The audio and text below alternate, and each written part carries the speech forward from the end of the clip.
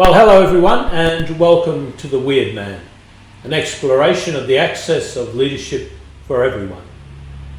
This is the 7th episode of Series 3 about the application of the Love SG worldview in leadership and leadership projects. The last episode was part 3 of 3 episodes on resistance to projects and how resistance can work for you.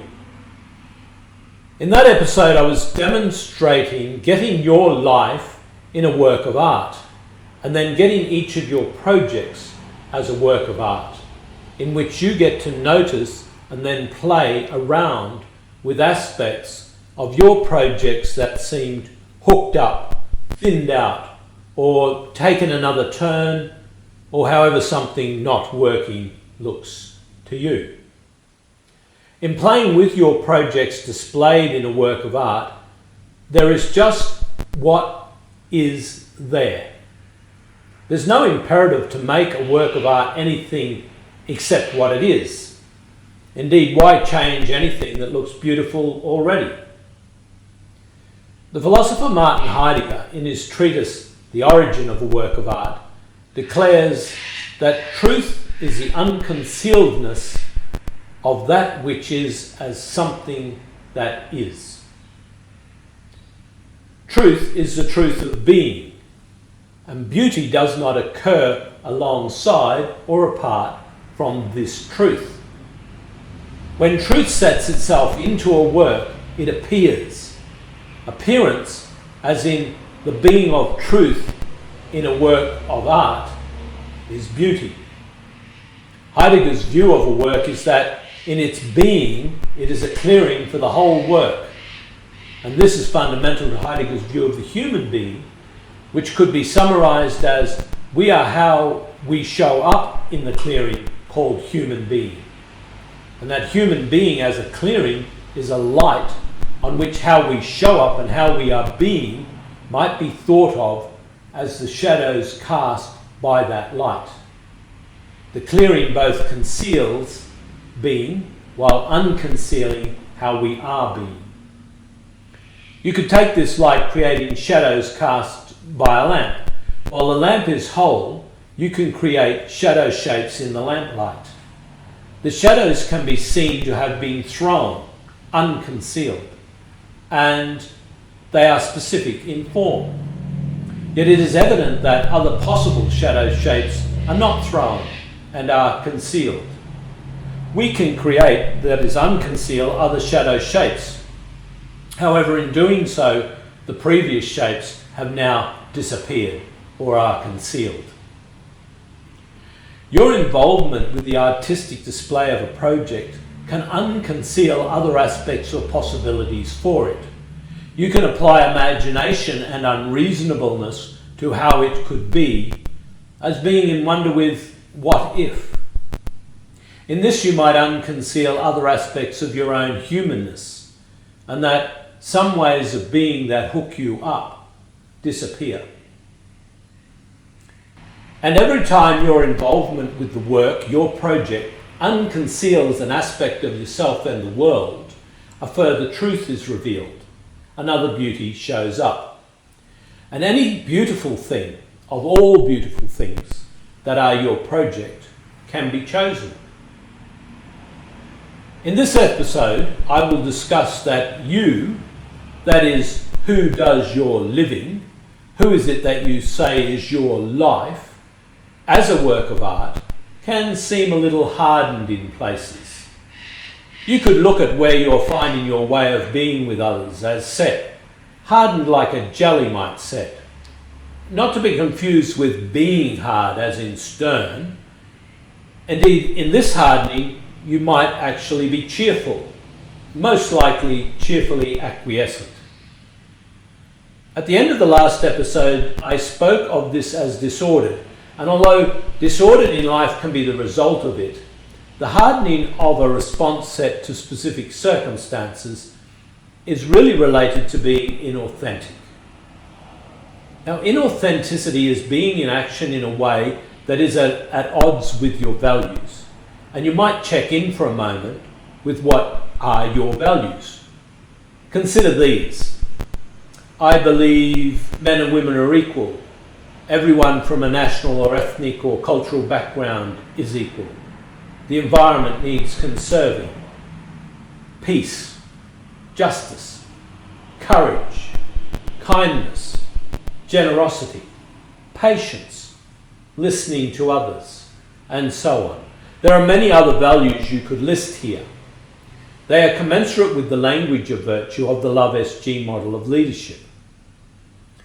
Be clear that virtue in general, and authenticity specifically, is defined only by that we are mostly without virtue and mostly inauthentic.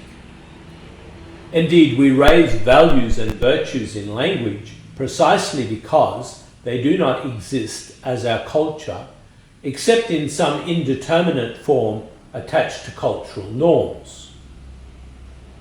Inauthenticity could also be described as what comes along with us in culture, as a set of actions that require no reflection, that simply feel comfortable. So while we might come to take on values through education or our thinking, and such values are not inherent in our cultural immersion, we are often acting at odds with those values because we are more comfortable with what comes along with our cultural immersion. When we have created values and virtues in language, they are at hand exactly by reason of their not being culture, not being comfortable. Our values and virtues lie in that they are distinguished from the background of specific culture as elements of human life that have the greatest impact on the workability of human society and the advancement of civilization. Culture is certainly family culture. It will also be our professional culture. It'll probably be our national culture or ethnic culture. Now we can see this difficulty with culture and values when asking why is it that even though there are commissions of inquiries into the failures of institutions to uphold the values of modern society and democracy, that throughout the inquiry and thereafter even, the failures persist. The failures persist because no matter how rational and value-laden their result, the political and institutional cultures within which the failures arise continue unabated. Few people even consider that they are acting at odds with the restated values from such commissions. They may even be agreeing with those values, while actually acting according to the institutional culture by conversations that are, for example, belittling of women, the aged, people of colour, people in poverty, etc. Only leadership in the building of affinity and virtue or values in action can truly transform the social culture to emulate the values proposed of it. Key areas to look in your life to determine where you might be being inauthentic are: where am I wanting to be liked or admired? Not as in accolades, but just liked or admired by bosses, other workers, family, friends. How do you express yourself that you know is how you are admired or liked? What do you avoid in expression that you believe might have you not being liked or admired? Where am I speaking loyalty or belonging in order to be admired or not lose the admiration of your colleagues? Where am I looking good? Where does the threat of looking bad, that is wrong or stupid or irrational or naive or silly, destroy even the possibility of being authentic? Where do I fail to ask a question or offer a viewpoint in case I looked as that I don't know or I don't have the right viewpoint or answer? Where in our life are we trying to be authentic? Where are we trying to be the perfect human being? Trying to be the perfect human being or doing your role the perfect way is a whole other cover-up for your inauthenticities. What is the impact of inauthenticity? The primary impact is a lack of power in your leadership project. It might lead you to forcing your will rather than being able to take a stand.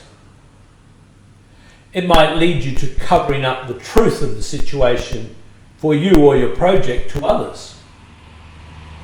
Now, in covering up that truth, the others will respond as if the cover-up were true, and their actions will not align with the reality of the situation.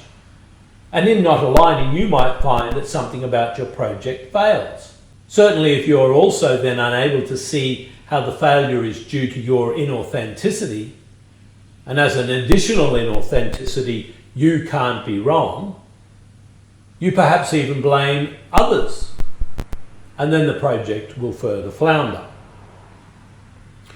Whenever we notice that we require an upgrade to our life as a human being, an adult, a leader, the aspect of our life that requires transformation, no matter how inauthentic we have been in concealing these, they will become unconcealed.